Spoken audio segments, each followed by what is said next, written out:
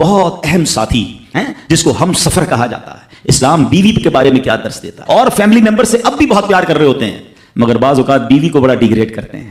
ہم شاید بھول گئے ہیں کہ ہماری زندگی کا بہت بڑا حصہ جس کے ساتھ گزرا ہے ہم اس کے ساتھ بعض اوقات زیادتی کرتے ہیں. ہم کاروبار میں تکلیف میں ہوں, ہم باہر کسی ٹینشن میں ہوں, کسی بندے سے کسی بات کوئی بری لگ گئی, سارا غصہ آ کر اب بندے نے اپنی زوجہ پہ نکالنا ہے کیونکہ وہ بیچاری تو کچھ نہیں کہہ سکے گی. پہلے کے زمانے جاہلیت میں بھی یہی تھا کہ عورتوں کو پیر کی جوتی سے زیادہ ذلیل سمجھا جاتا تھا. مگر کیا آج بھی کچھ گھرانوں میں ایسا نہیں ہے؟ ہماری زوجہ کی شاید ہر دعا میں ہم ہوتے ہیں. ہم اپنی بیوی کے لیے کتنی دعا کرتے ہیں غور کیجیے. حالانکہ میں نے دیکھا ہے کہ جن کی شریک حیات دنیا سے جاتی ہے نا, وہ لوگوں کو میں نے ٹوٹتے بھی دیکھا ہے. تو ایسا نہ کریں. جس طرح وہ آپ کے لیے محبت کا اظہار, دعاؤں کی آپ کی خدمت گار ہے, آپ بھی اس کے لیے اچھا برتاؤ کریں. اور نبی پاک کا کیا انداز تھا. میں تو آج اسلام کی شریعت کی, اللہ کے نبی کی بات کرنے آپ کے سامنے آیا ہوں. اللہ کے حبیب علیہ الصلوۃ والسلام سے سوال کیا گیا کہ حضور آپ کو دنیا میں سب سے زیادہ پسند کون ہے؟ اللہ کے حبیب نے فرمایا عائشہ. نبی پاک نے اپنی زوجہ کا نام لیا. پھر نبی پاک گھر اپنی ازواج کے ساتھ کیا انداز ہوتا تھا؟ گھر کا سودا سلف لے کے جاتے, کھانے پینے میں ہاتھ بٹاتے, محبت اور پیار کا اظہار فرماتے. سافٹ ماحول تھا گھر کے اندر. ہمارے گھر میں ایسا ماحول ہے؟ اسلام سے پہلے مال کے لیے جانوروں اور دوسرے ساز و سامان کے ساتھ ساتھ بیوی کو بھی رہن رکھوا دیا جاتا تھا. جیسے پیسے کوئی رہن رکھواتا تھا نا, بیوی بھی ایک مال کی طرح تھی. لوگ گروی رکھوا دیتے تھے اپنی بیوی کو. یہ اسلام سے پہلے عورتوں کا حال تھا, بیویوں کا حال تھا. اللہ اکبر. اسلام نے نکاح کے ذریعے عورت کو مرد کے آدھے ایمان کا محافظ قرار دے دیا. قرآن کہتا ہے وعاشروہن بالمعروف, ان سے اچھا برتاؤ کرو. اسلام نے بیویوں کے ساتھ اچھا برتاؤ کرنے والے کو سب سے بہترین قرار دیا. نبی پاک علیہ الصلوۃ والسلام فرماتے ہیں, اب ذرا غور سے سنیے گا, اور یہ بخاری شریف کی حدیث ہے. حضرت ابو ہریرہ رضی اللہ عنہ اس حدیث کے راوی ہیں.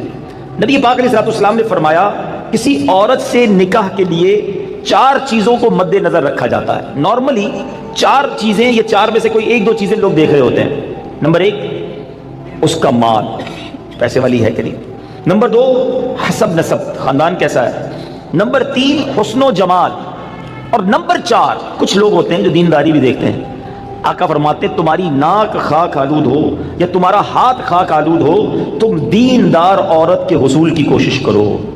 یعنی دینداری کو فوقیت دینی چاہیے.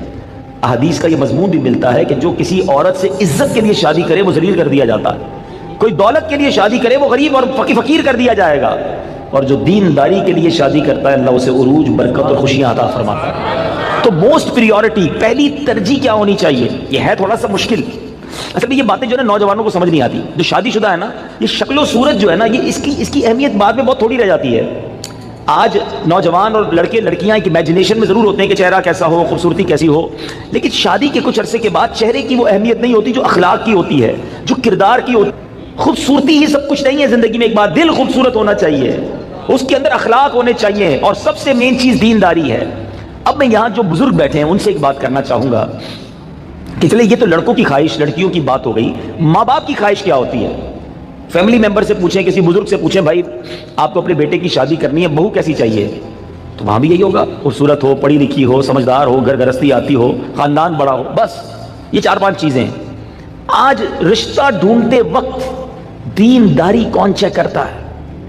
آپ نے کبھی یہ سوچا؟ اب میں ایک بڑی عجیب بات کرنے جا رہا ہوں. علماء نے کتابوں میں یہ بات لکھی ہے کہ علماء فرماتے ہیں کہ اس نوجوان پر اپنی ہونے والی اولاد کا حق ہے جس کی ابھی شادی نہیں ہوئی. جی ہاں, جس کی شادی نہیں ہوئی نا, اس کی اپنی اولاد کا ایک حق ابھی سے اس پر ہے. اور وہ حق کیا ہے؟ کہ وہ اپنی ہونے والی اولاد کے لیے اچھی ماں تلاش کرے, کیونکہ ماں ہی پہلی درسگاہ ہے.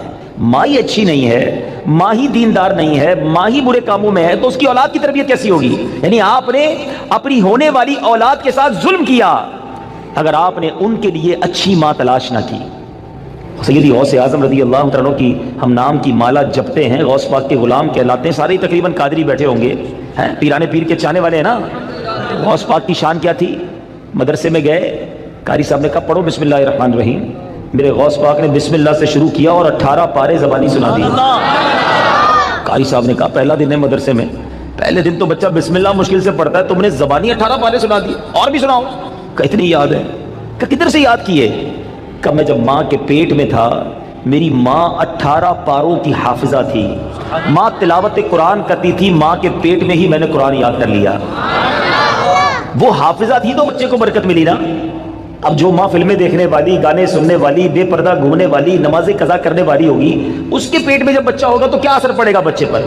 خاتون جنت بی بی فاطمہ نبی پاک علیہ الصلوۃ والسلام کی شہزادی نے حسنین کریمین کو کیسے پالا ہے؟ یہ جنت کے پھول ایسے ہی نہیں ہیں۔ بی بی فاطمہ جب جھولا جھلاتی تھی تو قرآن کی آیتیں پڑھا کرتی تھی، بچپن سے قرآن سنا ہے حسنین کریمین کے کانوں نے۔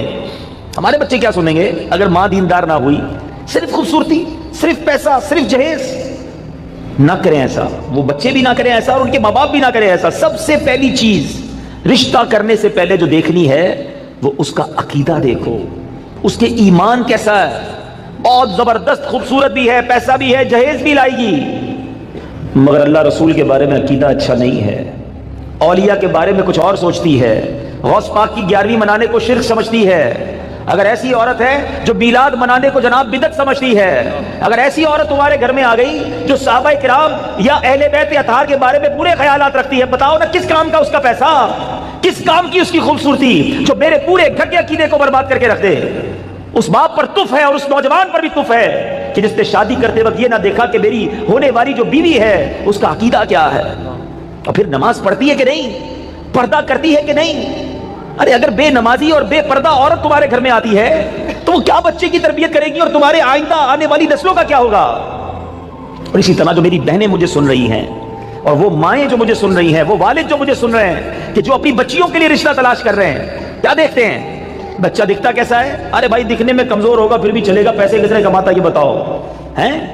خاندان کیسا ہے؟ اچھا پھر ہم 2-3 برائیاں چیک کرتے ہیں، یہ بھی بڑا عجیب معاملہ ہے۔ کیا چیک کرتے ہیں؟ شراب تو نہیں پیتا، جوا تو نہیں کھیلتا، نشہ تو نہیں کرتا، بس یہ 2-3 برائیاں ہی چیک کرنی ہے۔ یقیناً شراب پینا حرام ہے، جوا کھیلنا حرام ہے، نشہ کرنا اچھا نہیں ہے، لیکن نماز نہ پڑھنا کوئی گناہ نہیں ہے، سب سے بڑا گناہ ہے۔ اچھا پھر یہ تینوں چیزیں پتہ کیوں چیک کرتے ہیں ہم؟ اپنے دل سے پوچھو، گناہ ہے اس لیے یا لوگوں کو برا لگتا ہے اس لیے؟ خاندان کا نام خراب ہو جائے گا نا، کسی نشئی کو داماد بنا لیا، کسی شرابی کو داماد بنا لیا، اپنی بیٹی کسی جواری کے ہاتھ میں دے دی، لوگ کیا کہیں گے؟ اس لیے اللہ ناراض ہوگا اس کی فکر نہیں۔ اگر اس کی فکر ہوتی تو پہلے یہ چیک کرتے اس کا عقیدہ کیا ہے۔ ایسا بھی ہوا ہے، ہم نے دیکھا ہے کہ اپنے باپ نے اپنی بیٹی کو پردہ کرایا ساری زندگی، اولیاء کرام صحابہ کی محبت گھر میں تھی، اور ایسی جگہ بیٹی بیاہ دی کہ شادی ہونے کے بعد سسرال والوں نے کہا کہ پردہ ختم کرو، ہمیں پردہ اچھا نہیں لگتا، اور خبردار آئندہ اولیاء کرام کا نام لیا۔ اب باپ سر پکڑ کے روتا ہے، پتہ نہیں اپنی بیٹی کدھر دے دی، اب خیال آیا تمہیں، پہلے نہیں سوچنا تھا؟ رشتے میں سب سے پہلے عقیدہ ہے۔ ایک روٹی والے کا واقعہ میں نے آپ کو سنانا ہے، اور یہ بڑی مشہور و معروف بزرگ سے منسوب واقعہ ہے۔ حضرت ابو بردہ رضی اللہ تعالیٰ عنہ راوی ہیں کہ حضرت ابو موسیٰ اشعری رضی اللہ تعالیٰ عنہ کی جب وفات کا وقت قریب آیا تو انہوں نے اپنے بیٹوں سے کہا کہ اے بیٹو، روٹی والے کو یاد رکھنا۔ پھر یہ واقعہ خود ہی بیان کیا کہ وہ روٹی والا کون تھا۔ آپ نے کہا کہ ایک شخص تھا جس نے 70 سال اللہ کی عبادت کی، بڑی عبادت کی، مگر 70 سال بعد جب وہ باہر آیا تو شیطان نے اس کو بہکایا اور وہ ایک عورت کے فتنے میں مبتلا ہو گیا۔ 7 دن اور 7 راتیں وہ اس عورت کے ساتھ رہا، غلط کام ہو گئے۔ اب اس کو پھر شرمندگی ہوئی کہ یہ میں نے کیا کیا، 70 سال عبادت کی اور یہ 7 دن اور 7 راتیں میں نے گناہ میں گزار دی۔ بڑا شرمندہ، بڑا نادم، قدم قدم پر سجدے کرتا جاتا، توبہ کرتا جاتا۔ اب چلتے چلتے چلتے ایک مسافر خانے میں پہنچا تو وہاں 12 مسکین لوگ پڑے ہوئے تھے، لیٹے ہوئے تھے۔ اس نے بھی جگہ بنائی اور ان کے درمیان جا کر خود بھی گر کر سو گئے۔ اب رات میں ایک شخص آیا جو ان کو کھانا دیا کرتا تھا، روٹی دیا کرتا تھا، ایک ایک کر کے 12 روٹیاں لے کر آیا، تو اس کو پتا تھا یہاں 12 مسکین رہتے ہیں، ایک ایک کر کے سب کو روٹی دینے لگا۔ وہ شخص جو یہاں آ کر اچانک بیچ میں آ کر لیٹا تھا اس کو بھی وہ مسکین سمجھا اور اس کو بھی روٹی دے دی، لیکن ظاہر ہے کہ اگر ترتیب سے روٹی دیتے دیتے آگے آئے تو آخری نمبر والے کو روٹی نہ ملی، کیونکہ یہ تو 13 ہو چکے تھے۔ تو بانٹنے والے سے اس مسکین نے کہا کہ تم نے آج مجھے روٹی کیوں نہیں دی؟ اس نے کہا میں نے تو سب کو ایک ایک روٹی دی، کسی کو 2 نہیں دی۔ کہا تم مجھے روٹی نہیں دے رہے ہو؟ بہرحال وہ ناراض ہو گیا کہ ٹھیک ہے پھر تم اگر یہ سمجھتے ہو کہ میں بددیانتی کر رہا ہوں تو میں تمہیں کچھ بھی نہیں دوں گا۔ یہ کہہ کر وہ شخص تو چلا گیا، مگر وہ مسکین بیچارہ بھوکا رہ گیا۔ اب وہ شخص جس نے ابھی توبہ کی تھی، پہلے 70 سال کی عبادت بھی کی ہوئی تھی، اس کو خیال آیا کہ میری وجہ سے اس مسکین کو روٹی نہیں ملی ہے، بھوک اسے بھی بڑی تھی، مگر اس نے وہ روٹی اسے دے دی۔ شدید بھوک لگی ہوئی تھی، رات بھر بھوک میں تڑپتا رہا اور اسی بھوک کے عالم میں صبح اس کا انتقال ہو گیا۔ حضرت ابو موسیٰ اشعری رضی اللہ تعالیٰ عنہ فرماتے ہیں کہ جب یہ شخص اللہ کی بارگاہ میں پہنچا نا تو ایک پلڑے میں اس کی 70 سال کی عبادت رکھی گئی اور ایک پلڑے میں وہ 7 دن اور 7 رات کے گناہ رکھے گئے۔ تو فرمایا کہ وہ گناہ جو تھے وہ 70 سال کی عبادت سے آگے بڑھ گئے، یعنی اب اس کے لیے گویا حکم ہو سکتا تھا کہ وہ جہنم میں جائے، مگر ان 7 دن کے گناہوں کے سامنے وہ روٹی رکھی گئی، اور اس روٹی کی برکت سے، کیونکہ وہ اخلاص کے ساتھ ایثار کی گئی تھی، مسکین کی مدد کی گئی تھی، وہ 7 دن کے بڑے بڑے گناہ معاف کر دیے گئے اور وہ جنت میں چلا گیا۔ پھر آپ نے اپنے بچوں سے کہا بیٹا روٹی والے کو یاد رکھنا، ناظرین یہ واقعہ واقعی دلوں کے تار چھیڑ دیتا ہے. دو باتیں سیکھنی ہیں کہ بعض اوقات کچھ لوگ کہتے ہیں میں نہیں بہک سکتا, میں تو بڑے اچھے ماحول میں ہوں. نہیں جناب, شیطان نے بڑوں بڑوں کو بہکا دیا ہے. ہمیں اپنی صحبتیں اچھی کرنی ہوں گی, اللہ کریم سے شیطان کے مقابلے میں پناہ مانگنی ہوگی, اور اپنے آپ سے ڈرتے رہنا ہوگا کہ نہیں میں بھی گناہوں میں مبتلا ہو سکتا ہوں, مجھ سے بھی کوئی بڑا گناہ کہیں نہ ہو جائے. توبہ کرتے رہیں, ڈرتے رہیں, خوف رکھیں اور اچھی صحبت اپنائیں. اور دوسری بات, صدقہ جو ہے نا وہ گناہوں کو مٹا دیتا ہے. صدقہ اللہ کی بارگاہ میں بڑا پسندیدہ ہے. غریبوں کی مدد کرنا یہ اللہ کو بڑا پسند ہے. ہمیں بھی چاہیے کہ وقتاً فوقتاً اپنے غریب پڑوسیوں, غریب رشتہ داروں, غریب مسلمانوں کی مدد کرتے رہیں. اور دعوت اسلامی کا شعبہ FGRF سبحان اللہ دکھیارے مسلمانوں کی شاندار انداز میں مدد کرتا ہے. سیلاب زدگان کی مدد کتنے بڑے پیمانے پر کی گئی, اور یہ سارا سال ہی اب کچھ نہ کچھ سلسلہ رہتا ہے. تو آپ بھی FGRF کا ساتھ دیجیے, دکھیارے مسلمانوں کی مدد کیجیے. اللہ آپ کے رزق حلال میں برکت عطا فرمائے اور ہم سب کے وظیفہ لے کر آیا ہوں. تفسیر قرآن صراط الجنان کا مطالعہ کر رہا تھا. 22واں پارہ صراط الجنان پیج نمبر 143, اور یہ آیت نمبر ہے 26 سورہ سبا, اس کی تفسیر میں. تو کیا کمال کے دو اللہ تبارک و تعالیٰ کے ناموں سے خوبصورت وظائف ملے, الفتاح اور العلیم. یہ یاد کر لیجیے. علامہ اسماعیل حقی رحمۃ اللہ تعالی فرماتے ہیں الفتاح, یہ اسم مبارک کا خاصہ یہ ہے کہ اس کی برکت سے مشکلات آسان ہو جاتی ہیں, دل روشن ہو جاتا ہے اور کامیابی کے اسباب حاصل ہو جاتے ہیں. نماز فجر کے بعد جس نے سینے پر ہاتھ رکھ کر 71 ٹائمز اس اسم کو یعنی یا فتاحو یہ پڑھا تو اس کا دل پاک اور منور ہو جائے گا, اس کا کام آسان ہو جائے گا, اور اس کی برکت سے رزق میں بھی وسعت ہوگی. اور دوسرا ہے العلیم, اس اسم مبارک کا خاصہ یہ ہے کہ اس کا ورد کرتے رہنے والے کو علم اور معرفت حاصل ہوگی. یہ بھی پڑھتے رہا کریں العلیم العلیم العلیم. اللہ تعالیٰ مجھے اور آپ کو اپنے ناموں کا اور اپنا ذکر کرنے کی توفیق عطا فرمائے. حضرت انس رضی اللہ تعالیٰ عنہ نبی پاک صلی اللہ تعالیٰ علیہ وسلم سے روایت کرتے ہیں کہ آپ علیہ الصلوۃ والسلام نے ارشاد فرمایا ما من عبدین متحابین فی اللہ یستقبل احدہما صاحبہ فیصافحہ ویصلی علی النبی صلی اللہ علیہ وسلم الا لم يتفرق حتى تغفر ذنوبهما ما تقدم منها وما تأخر. سبحان اللہ. اللہ عز و جل کی خاطر محبت کرنے والے دو مسلمان آپس میں ملتے ہیں اور باہم مصافحہ کرتے ہیں اور نبی کریم علیہ الصلوۃ والسلام پر درود بھیجتے ہیں تو اللہ عز و جل ان کے جدا ہونے سے پہلے اگلے پچھلے گناہ معاف کر دیتا ہے. سبحان اللہ سبحان اللہ. ہم روزانہ ہی شاید بہت سارے لوگوں سے ملتے ہیں. اگر یہ وظیفہ یہ انداز اختیار کر لیں کہ محبت کرنے والے, پیار سے محبت سے ملنے والے دو مسلمان جب آپس میں ملیں بھائی چارگی کے ساتھ تو سلام کرنے کے بعد مصافحہ کریں اور پیارے آقا علیہ الصلوۃ والسلام پر درود پاک پڑھیں. سبحان اللہ. کتنی دیر لگتی ہے, مگر اب دونوں کے ہاتھ جدا ہونے سے پہلے اللہ تعالیٰ دونوں کے اگلے پچھلے گناہ معاف فرما دیتا ہے. پھر کیوں نہ ہم درود پاک کی کثرت کریں, اور پھر کیوں نہ کہیں ہر درد کی دوا ہے صلی علی محمد. سبحان اللہ.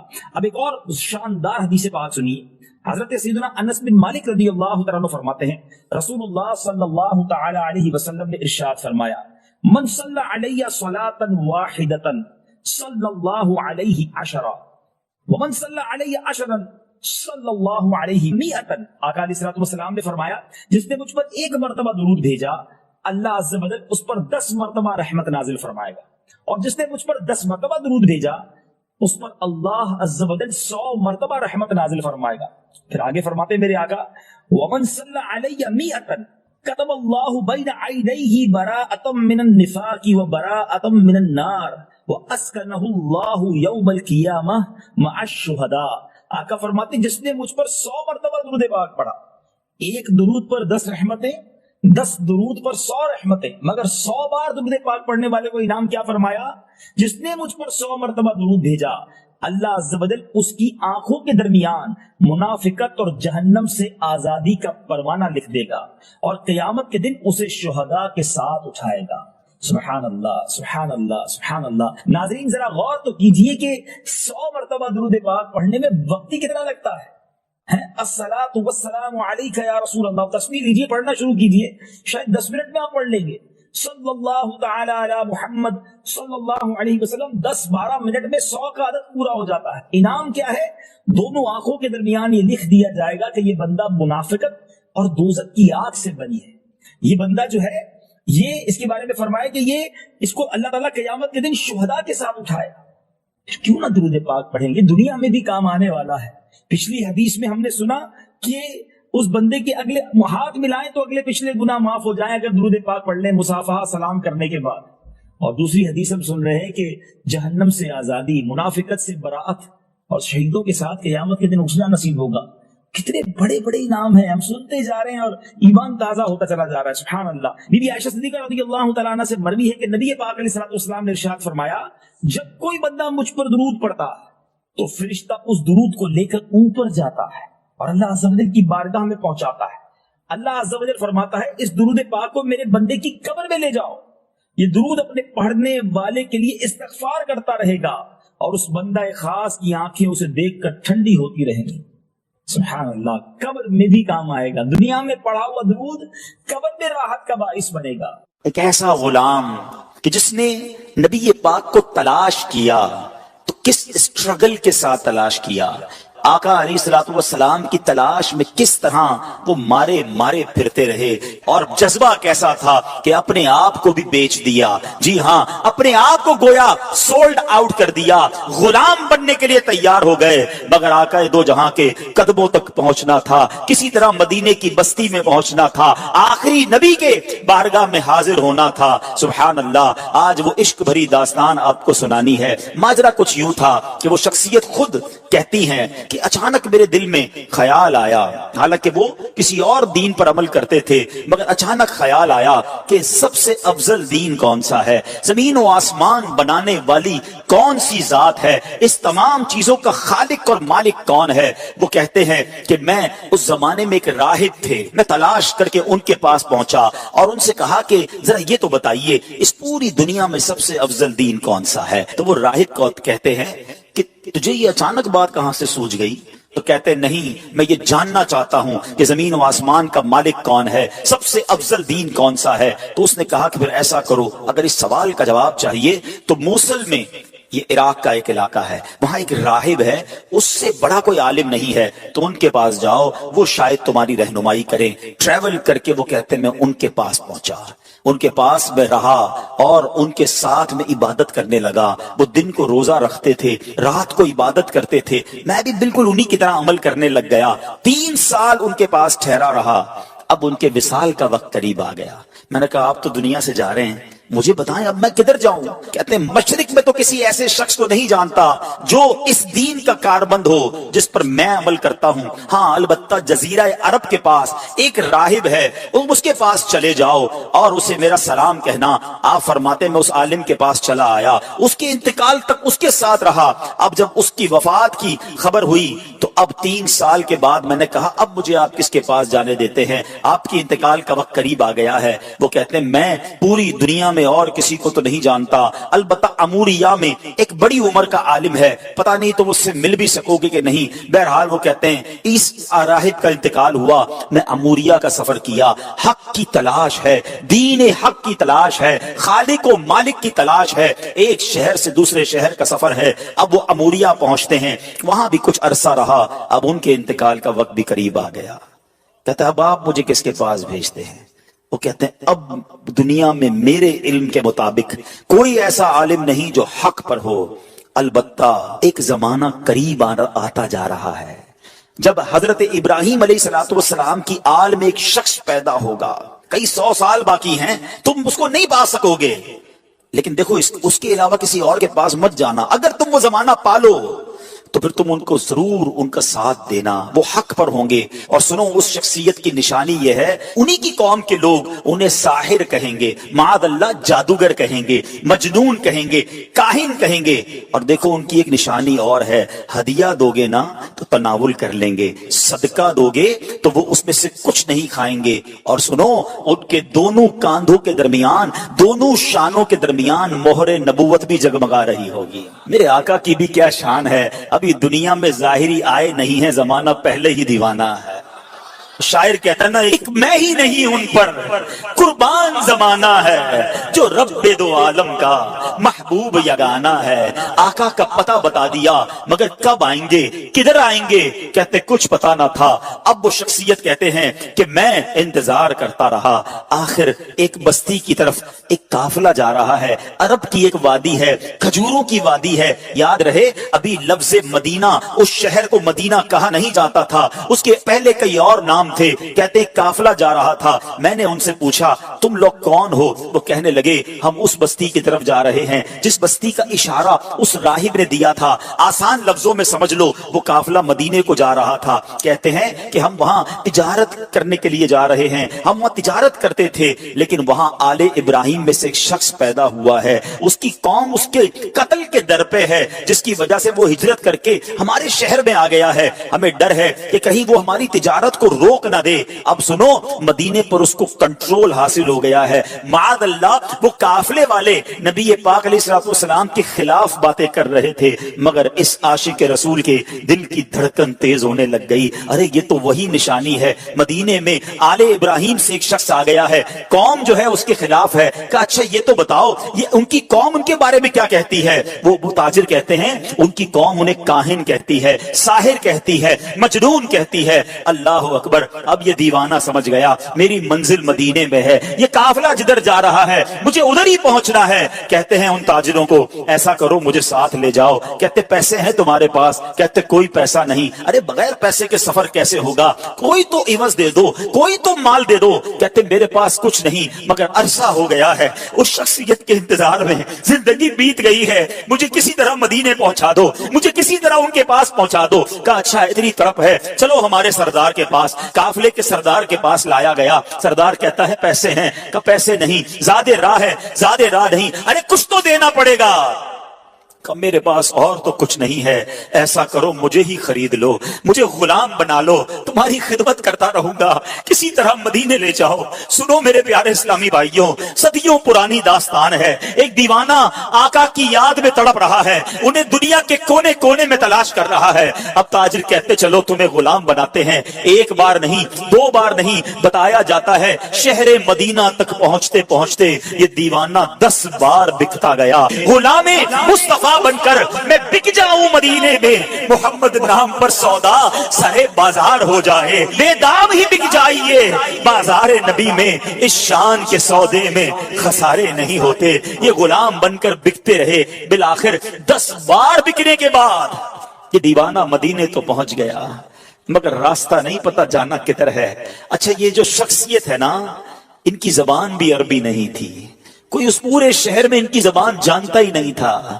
یہ فارسی بولتے تھے, مدینے میں سارے لوگ عربی بولتے تھے. کس سے راستہ پوچھتے, کس سے معلومات لیتے, جانا کدھر ہے نام پتا نہیں ہے. اب غلام تھے, اس نے مدینہ پاک میں کھجوروں کے باغ میں لگا دیا کہ اب تمہارا کام کھجوریں توڑنی ہیں. کہتے میں کھجوریں توڑتا تھا, میں محنت مزدوری کرتا تھا, میں نے پیٹھ پر اتنا بوجھ اٹھایا کہ میرا سینہ جو ہے اور پیٹ جو ہے وہ پیٹھ کی طرف چلا گیا. بس مزدور بنا ہوا تھا, انتظار تھا نبی آخر الزمان کا, کبھی تو دیدار ہوگا, کبھی تو ان کا جلوہ دیکھوں گا, کبھی تو ان کی غلامی اختیار کروں گا. مگر لوگ قریب سے گزرتے تھے, میری زبان ہی کوئی نہیں سمجھتا تھا. کہتے اب ایک دن ایک بوڑھی خاتون آئی, میں نے اس سے بات کی, وہ میری بات سمجھ گئی اور اس نے کہا کہ میں نے اس سے عرض کی کہ ماں جی مجھے بتا دو وہ شخصیت کہاں ہے جو نیا دین لے کر آئے ہیں, جو حضرت ابراہیم کی اولاد میں سے ہیں, جو اللہ وحدہ لا شریک کی طرف بلاتے ہیں, مجھے ان کا پتہ بتا دو. اب وہ کہتی ہیں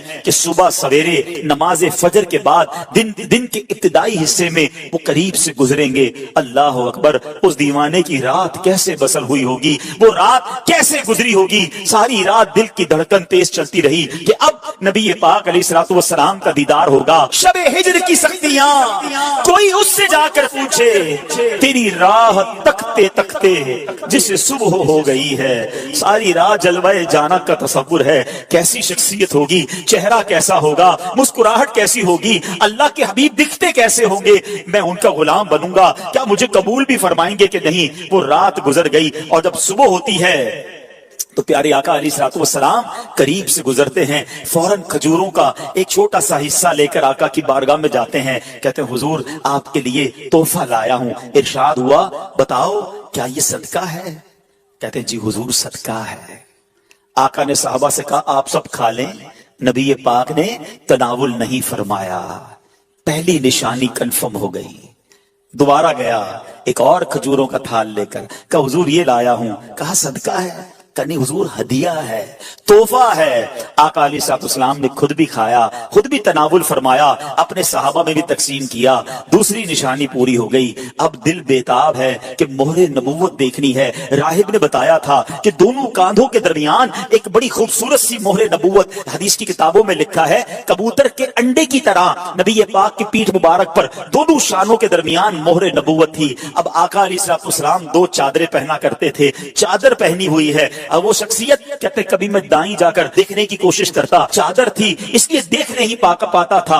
اللہ اکبر، نبی پاک میری طرف دیکھ کر مسکرائے۔ آقا نے سمجھ لیا کہ میں کیا دیکھنا چاہتا ہوں۔ نبی پاک نے اپنی مبارک چادر اتاری، کہا جو ڈھونڈ رہے ہو، جو دیکھنا چاہتے ہو آؤ دیکھ لو۔ وہ دیوانہ کہتا ہے میں دوڑتا ہوا گیا، مہر نبوت دیکھی اور نبی پاک کی پیٹھ سے لپٹ گیا، چومنے لگ گیا کہ حضور آپ کی تلاش میں مارا پھر رہا ہوں، بہت عرصہ ہو گیا ہے حضور، بہت دیر سے آپ کو تلاش کر رہا ہوں۔ آقا اب آپ کے قدموں میں آ گیا ہوں، اپنی غلامی میں قبول فرما لیجئے۔ اللہ اکبر، نبی پاک علیہ الصلوۃ والسلام نے انہیں اپنی غلامی میں قبول بھی فرمایا، کلمہ پڑھ کر دامن مصطفیٰ سے وابستہ ہو گئے۔ سنو وہ کون تھے جو اتنی تلاش کے بعد پہنچے، جو اتنے عرصے کے بعد نبی پاک کے قدموں میں پہنچے؟ وہ کوئی اور نہیں، وہ حضرت سلمان فارسی رضی اللہ تعالیٰ عنہ ہے۔ صحابہ کرام میں سب سے بڑی عمر آپ نے پائی، ایک روایت کے مطابق 250 سال آپ کی جو ہے وہ عمر مبارک تھی، اور بڑی تلاش کے بعد نبی پاک کے پاس پہنچے۔ اب سنو، اب نبی پاک کو جب پوری داستان سنائی کہ آقا کیسے پہنچا ہوں، گر پڑ کے پہنچا ہوں حضور، غلام بن گیا ہوں، بک گیا ہوں آپ تک پہنچتے پہنچتے، مگر میرے آقا تو کریم ہے نا، تم اس کے مددگار ہو، تم اس کے طرفدار، جو تم کو نکمے سے نکما نظر آئے، لگاتے ہو اس کو بھی سینے سے آقا جو ہوتا نہیں منہ لگانے کے قابل۔ آقا فرماتے میں تمہیں خریدوں گا، جاؤ اپنے آقا سے پوچھ کر آؤ کیا ڈیمانڈ کرتا ہے، تمہیں آزاد کرنے کی قیمت کیا ہے۔ اب وہ کیا کہتا ہے، 300 درخت کھجوروں کے لگائے، پھلدار درخت، اور 40 اوقیہ سونا، یہ ملے گا تو تمہیں آزاد کروں گا۔ یہ بہت بڑی قیمت ہے، اور یاد رہے کھجور کا درخت فوراً لگاتے ہی پھل نہیں دیتا، بعض اوقات 3 سال، بعض اوقات 5 سال میں پھل دیتا ہے۔ اللہ اکبر، نبی پاک علیہ الصلوۃ والسلام نے فرمایا کہ اب میں خود اپنے ہاتھوں سے پودے لگاؤں گا۔ نبی پاک بھی جاتے ہیں، صحابہ بھی جاتے ہیں، پودے لگائے جاتے ہیں، آقا اپنے ہاتھوں سے پانی ڈالتے ہیں۔ میرے آقا کی شان دیکھو، پانی ڈالتے ہیں اور درخت بڑا ہونا شروع ہو جاتا ہے۔ کچھ ہی دنوں میں وہ درخت پھلدار ہو جاتا ہے، پورے مدینے میں شور مچ جاتا ہے کہ جناب یہ کیسا شان والا غلام ہے جس کے لیے کھجور کے درخت بھی بڑے ہو گئے۔ نبی پاک نے سونا بھی عطا فرمایا، گویا پیارے آقا علیہ الصلوۃ والسلام نے اپنے عاشق کی قیمت خود ادا کی۔ وہ کہتے ہیں نا جب تک بکے نہ تھے کوئی پوچھتا نہ تھا، تم نے خرید کر مجھے انمول کر دیا۔ میرے آقا نے یہ باغ اپنے ہاتھوں سے لگایا۔ الحمدللہ 1980-85 تک جو لوگ مدینہ منورہ جاتے رہے نا، انہوں نے اپنی آنکھوں سے وہ باغ دیکھا کہ جسے سلمان فارسی رضی اللہ عنہ کا باغ کہا جاتا تھا۔ وہ پودے، وہ درخت آج بھی، آج سے 20-25 سال پہلے بھی موجود تھے، جو عاشقان رسول اپنی آنکھوں سے دیکھتے تھے۔ جس طرح قربانی سے اس کے ساتھ حق کی تلاش کی، رب کریم ہمیں بھی اپنے دین کی خاطر قربانیاں دینے کی توفیق عطا فرمائے۔ جس عشق کے ساتھ نبی پاک کا دامن تھاما